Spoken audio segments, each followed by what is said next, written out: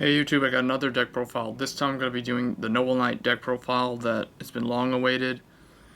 It's a long time coming. A lot of people have been requesting this deck profile. I've been building this deck since, since Return of the Duelist, because they had two Noble Knight monsters at the time. But now, with Abyss Rising, they gained another one, and with Cosmo Blazer, they finally gained their three. They gained their Xyz monster and their main hero of the deck. So to start off, triple Noble Knight Medraut. He is kind of like a Gemini monster, where when he's on the field he's normal and he's light, but then when you equip him with a Noble Arm, then all of a sudden he becomes an effect and his attribute becomes dark. So it goes along with the picture, where he's got a dark shadow behind him. So three of him.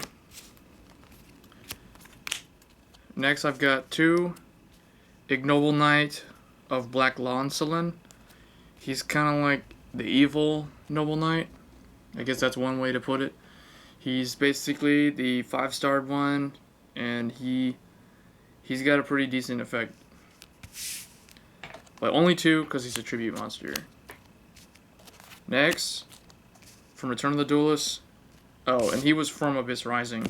So this is from Return of the Duelist, triple Noble Knight Gawayn, or Gawayn.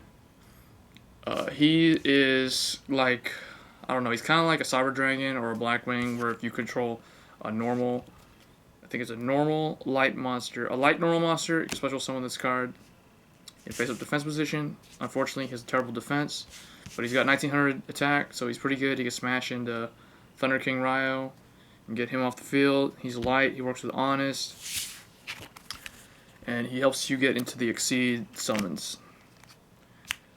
Next, going all the way back to Galactic Overlord. This was the first Noble Knight, the first one to start it all. Noble Knight Artorigus. He's the vanilla. So him, along with Medraut, are your normal monsters, which then he combos with. And then Laundsallyn also combos with them. So triple of him, he brings the deck together. So he's like that makes 6 normal light warrior monsters, or normal light monsters. Then we've got triple Noble Knight Joan. Joan from Cosmo Blazer. This is the rare. Just trying out 3 of them. Some people run 2, but it seems to be working out. And then 1 Lightray Gearfried. He's also from Galactic Overlord. He's good in a deck with a lot of light monsters. And every single Noble Knight monster except for Noble Knight Black Laundsallyn is a light monster. So he's pretty easy to summon. And then I also run 1 Lightray Daedalus because he's easier to summon than Gearfried. And he's good at getting rid of field cards like, for example, Necro Valley, Madolche Chateau, Dark World, so all that stuff, all that good stuff. And then, because there's so many light targets, Honest, and then 1 Effect Veiler allows you to synchro if you want, but mainly you're just going to negate effects. And then 1 Tragoedia. These are the more generic hand trap cards, so to speak. For spells, I'm trying out 2 Noble Knight Caliburn, or Noble Arms Caliburn. I still don't know if I should run 1 of these and 3 of the Noble Arms from Return of the Duelist, but we'll see. Right now I'm just trying it out at 2. It helps them recover life points. Next I've got 2 Noble Arms Abadar, or what, I don't know how to pronounce this, Arfeudutyr or something, I don't know. But this is from Abyss Rising, and Caliburn is from Cosmo Blazer. So like I said, this is a deck type that you have to build from the start, or you slowly just collect the cards. This deck is mainly for collectors, in my opinion. People who've collected the cards since they first came out can now finally build a competitive deck, which is nice. So this is the one I was talking about. Noble Arms Gallatin. This is from Return of the Duelist. I don't know if I should run 3 of these and just one Caliburn. But for right now, I'm just running 2 of each of the Noble Arms cards.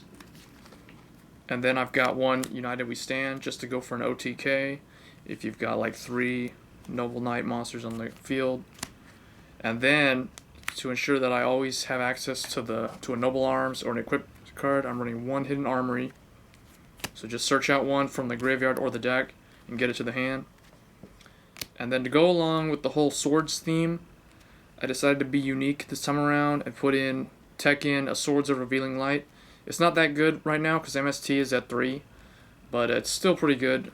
Opponents don't like to waste their Typhoon on it, so you can stall with this card. It fits in nicely with the sword theme. And then 1 Reinforcement of the Army because there's so many, well, it's natural for this warrior type of deck. And then double MST.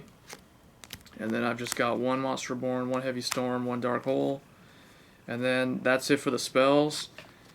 And then for the traps, I'm running 1 Bottomless Trap Hole, 1 Solemn Judgement, 1 Solemn Warning, 1 Torrential Tribute. So 4 standard stuff and then double Call of the Haunted.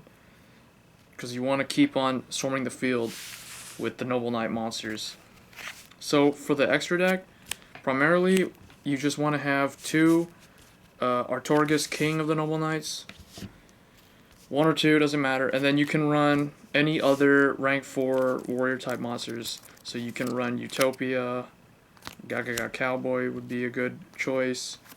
Maestroke's decent. He's not a warrior, but it doesn't really matter. And then Shockmaster, if you can pull him off.